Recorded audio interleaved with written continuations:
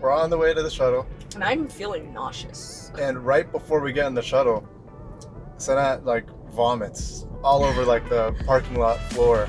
What's up, guys? Welcome to another episode of our carcast. Yes, and we have Coco, who's not having it right now. Coco's back. She had a few episodes of vacation. Back at it again. She was on vacation, but now she is back and in the carcast with us, our favorite guest star. So when you say vacation, do you mean she's been sitting at home 24 hours a day? Yeah. Vacation from being in the car. Yeah. I'm trying to figure out whether she likes being on carcast or not. Sometimes she's really into it, but then sometimes she's kind of resistant. She's like, what is this? Vehicle? Yeah. Don't know where I am. That's okay. That's okay. Today we are in West Hollywood, otherwise known as WeHo. WeHo. WeHo is pretty interesting because it's actually its own city. A lot of people are like, oh, Los Angeles, but it's its own city technically with its own rules. Yeah. And there's a lot of nice food here, a lot of good nightlife. Yeah. Even though we don't really participate in nightlife. We do not, because we like to be home at approximately at 9 p.m. every night. Yeah. So we do not really participate in the nightlife vibe, but that's okay. Yeah. Well, for those of you who are new, the carcast is basically where we show you where we drive. You could enjoy the view, enjoy the point of view perspective of our camera on top of our car. Yes, sir. You can mute and enjoy the ride, or you can listen to us talk about whatever we have to talk about. Yes, sir. Today, I wanted to start off by letting everyone know that we have finally named the car. Woo! Yeah, woohoo! Yeah, woohoo! It's true. It's true. I know this makes Barry very happy because he loves naming vehicles. Yeah, I mean, I got the car for Sanaa, and I told Sanaa, you gotta name it. And I was like... yeah, she didn't want to name the car. She gave that responsibility to me. There's not a bone of creativity in my body. I'm thinking of a name of a car, okay? An inanimate object, okay? Yeah. Car. And car. I didn't want to name it just something random, True. Bubbles. But who names their car Bubbles? That was my joke name. I was like, let's just name it Bubbles. That's but true. it didn't have any meaning, so I wanted to have it a name with meaning, and it took me a few weeks. Okay. But the name is. Bing! It is Fiji. Fiji. You're probably thinking, what's a Fiji? Yeah. Spelled K-I-J-I. Yeah, and there's a nice story for this. When we went on our honeymoon to, this was over a year ago, we went to a few countries, but the first country we went to was Fiji. A few years ago, bro? That was a year and a half ago. Time's not real. And when we got to Fiji, in our hotel, they had all these events going on for the hotel. And one of the event leaders, his name was Kiji. And he liked to call himself... Kiji from Fiji. Kiji from Fiji. What a vibe. And it was awesome because he would take us... I would play tennis with him. We would have these tennis competitions. He was the leader of the tennis. We would go on hiking trips, and he would lead the hike. He showed us how to make kava, which is a signature Fiji drink. Yes, made from a root. We would see this guy every day. So we got a bond with this. We had a pretty strong bond by the end of the trip. I loved Kiji from Fiji. Kiji from Fiji, man. He was an awesome guy. And he just had such great energy. Yeah. He was such a good vibe. Barry was just yeah, you want to play tennis? He's like, all right, let's do it. This guy who never plays tennis, he's like, yeah, I'm ready. I really miss Kiji. Sometimes I'm a little bit sad because I'm like, are we ever gonna see this guy again in our lives? We don't have his contact information. We don't know what his last name is. Maybe his last name is from Fiji. Is it Kiji from Fiji? It's Kiji Fiji. Yeah. That's his name. But what was interesting about this guy is that he was one of the only hotel workers that really felt real. And what I mean by that is when we were in this it was a resort in Fiji. It was the Marriott Fiji of Momi Bay, I think. Yeah, it was. And very good hotel if you want to stay there. It was awesome. Yeah. But all the workers in the restaurants and the front desk, for some reason they had a feeling that they were computer characters, where it was I don't want to say robotic, but it almost felt like it was a simulation. Yeah, it felt like a simulation. We've had a simulation. Maybe it was just unreal, because this is the first time we were really traveling together outside the country. Picture these people are very sweaty, all right, and it is very humid and hot, but abnormally sweaty, and just oh, what did you want? Yeah. Oh, you want a table? And it was probably... Did you order? It was probably like part of like the training that they got from like Yeah. the hotel staff, I'm sure. Most likely. But you know, the dark side of me is thinking like, were they trained like to be robotic? Yeah. You know, part of me kind of felt bad a little bit because you know, I mean, I like amazing empathize. service, Yeah. regardless, but like just like very scary in a way. Yeah, and I was talking to Kiji a little bit about this, and you saying like, you know, being a hotel worker in Fiji is known to be like a pretty good job. Like Yeah. like they're happy to be hotel workers Mm-hmm. because you know tourism is a big industry, one of the biggest industries of Fiji. Yeah. And for some reason, Fiji didn't have that. I don't know if that's because like he's been doing this a while. He's no longer robotic, but Yeah. yeah. Apparently, I think it was just like due to like the sort of like the training mechanism where it was very hard to get like a natural sort of employee. Hard to get a lot of natural employees into the hotels. Okay. Yeah. Yeah, I get what you're saying. What a trip, though. It was. We made a good memory. We made a lot of good memories. Yeah, we really enjoyed our time in Fiji. Love that energy. And like, so that's why we named this car Kiji in memory of Kiji from Fiji. Never forget him. Great vibes, and like also like a great way to start our marriage. Yeah. Where we're just like, hey, good energy at this honeymoon right now. Yeah. So then from there, we headed on over to Vanuatu. If you're not aware of Vanuatu, it is an island. It was a few hours away from Fiji. I think like maybe like a 2-hour flight or something like that. So and the reason why we picked, we went to 3 stops. We'll get to all of them. Yeah. 3 stops in our honeymoon. We're not really the kind of people who like to just sit there and relax. So by the end of the Fiji, by day vacation does not mean relaxing to us. By like day 3 or 4 of Fiji, we were like, all right, well, this is nice. We're at the beach. We're like, all right, we relaxed enough days. Let's go do something. Let's get out there. So we went up to Vanuatu. Yep, and Barry found Vanuatu when Barry just loves being unique. He needs something unique aspect, and he's like, where do people not go? And then he found Vanuatu, this island, not very well known, but a beautiful island regardless. They're very well known for a volcano called Volcano Yasur, and the thing about that volcano is that a lot of people will go to Vanuatu strictly just to see it because it does erupt frequently. And that one was our plan. We were excited. We're going to be there for 2 days. We're like, we're going to see this volcano. We're so hyped for this. And then we get there and it's pouring, like just like straight pouring, an unusual amount. I'm like, okay, it's fine. Yeah. And we're checking the weather. It's pouring all the days that we're there. I'm like, what's going on?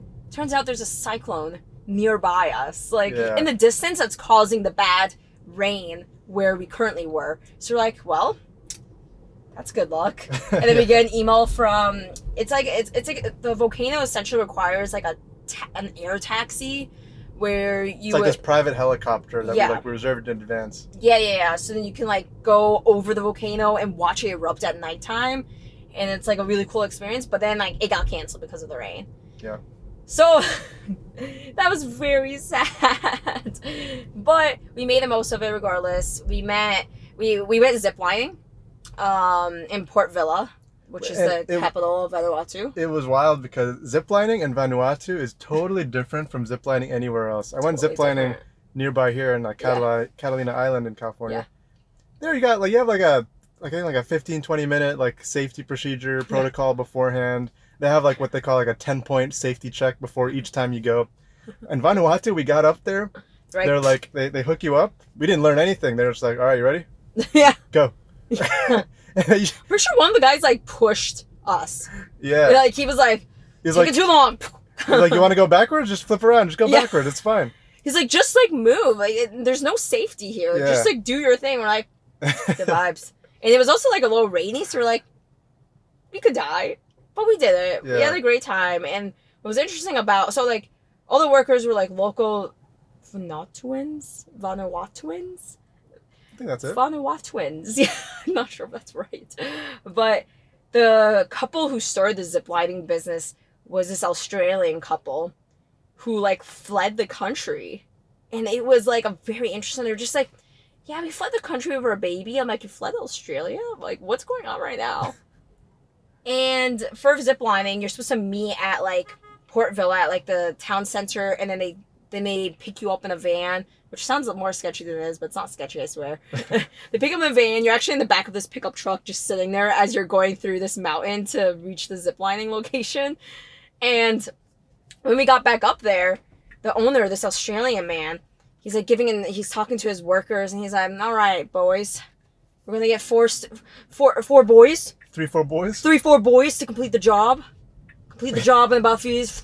3-4 boys. I'm like, yeah, it was a little sketchy. I'm like, 3-4 boys? For I think there was some illegal labor going on, not gonna lie. I was concerned, and I was like, sitting there like, so this ziplining thing, are we about that right now?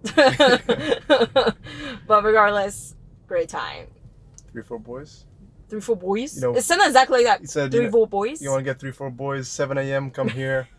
However long it takes to get the job done, just get it done. Yeah, and I'm like, are they, like, no breaks? He didn't talk about the pay. I hope they're getting paid well. No pay. Pretty concerning. A little sad. Yeah. But Vanuatu overall, yeah, like, very good food. I really want to go back. Yeah, we were only there for 2 days. And see that volcano that we missed out. Yeah, volcano Yasser. But on the bright side, we got to instead take a drive around the entire island. It was a small island, small enough that you can just drive around the whole thing in like a day. Around the whole thing. Like, it's literally like 50 miles going around. Yeah, and we was rented a car for a day, which was also pretty sketchy. Rented a car. They were just no rules. They're like, license? You have one? All right, I believe you. Here's the forms. They didn't even look at my license. Yeah. They're like, you have one? They're like, yeah. And they're like, all right, here's the keys. I'm like, that's it. We just drove around this island. It was really dope. Very, very blue water. Yeah. So that was pretty cool. And then where did we go from there, Barry? The last stop was New Zealand. What do you got there? I got a La Colombe coffee, a giraffe latte canned. She's got coffee. I got my carrot juice, man. I love carrot juice so much. That's disgusting. And random. Carrot juice? Like, it's a vegetable, bro. You got these at Costco? For some reason, every time we go to Costco, I want to get my carrot juice. And Sanat always tells me, don't get it. Don't get it. Because it offends me, okay? It's 3 of these. This is wasted fridge space. So good. And it's good for you. Good for your eyes. That's what they say about carrots, right? I feel like that's like fake news. Anyway, New Zealand. New Zealand. We got there. Next stop. I think the most memorable part of New Zealand for me is when we went on a 17-mile hike. And it was like one of the most famous hikes in New Zealand. Yeah, like in a national park in New Zealand, Tongariro. Tongariro. Yeah, Tongariro National Park. So hard to pronounce. There's a volcano there as well. Yeah. An inactive one, though. And the way it works for this hike is you have to take a shuttle to the beginning of the hike, because at the beginning of the hike, you hike 17 miles. I don't know if it was 15 or 17 miles, something like that. It was a long time. Yeah. 17, probably wasn't 17. No, it was 17 miles one way. Yeah, 17 miles one way, and then you basically hike all the way to the end point, and then you take a shuttle again that'll bring you back. So we get on the shuttle. No, you can't forget the before math. Is that a word, before math? What happened before we got to the shuttle? Before we were on the shuttle? What happened before we got on the shuttle? How can you forget what happens before we got on the shuttle? On the way to the shuttle, yeah. On the way to the shuttle. We're driving to the shuttle, and... yeah. Also, for reference, I was thinking, all right, 17-mile hike, we should really have good food. Like, we should have protein-heavy snacks. Like, I went hard at the grocery market to get all these, like, snacks like nuts and peanut butter and bread. Like, I got all the things where I was like, these are hiking essentials. That was my thought process beforehand. So we had a lot of that in the book bag. Yeah, and we're on the way to the shuttle. We're drinking water.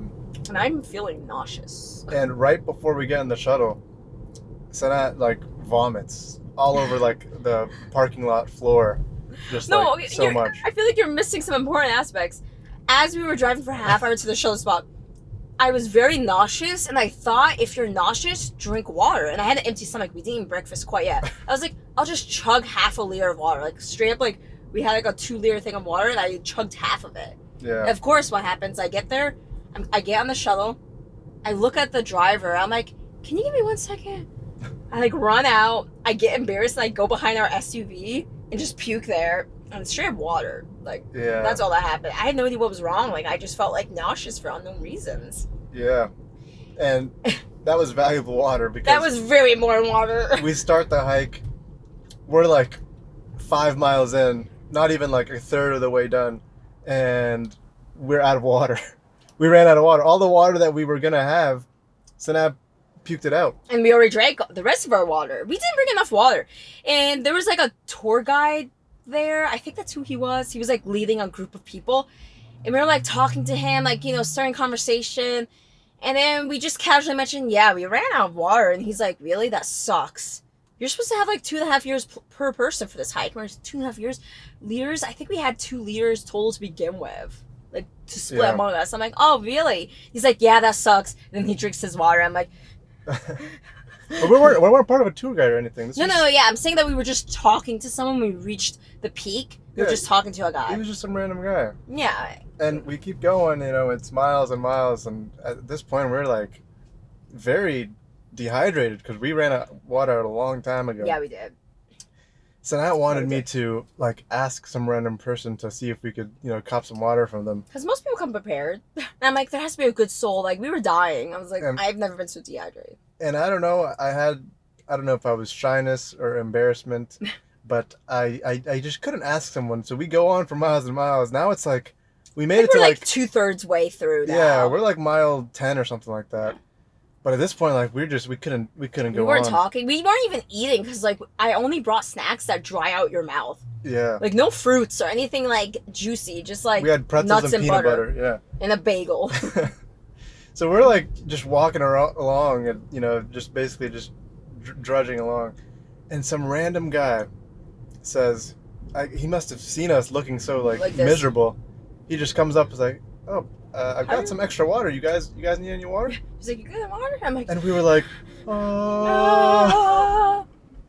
So we copped that water. I was like, is this my saver? I was like, who's this guy? I love him. So he gave us a large amount. I'm like, how much water did you bring? He gave us like 2 bottles. He had like maybe like 7 liters on him. Yeah. Like, he had a huge book just full of water. I'm like, so you're one of those people that come prepared. Yeah.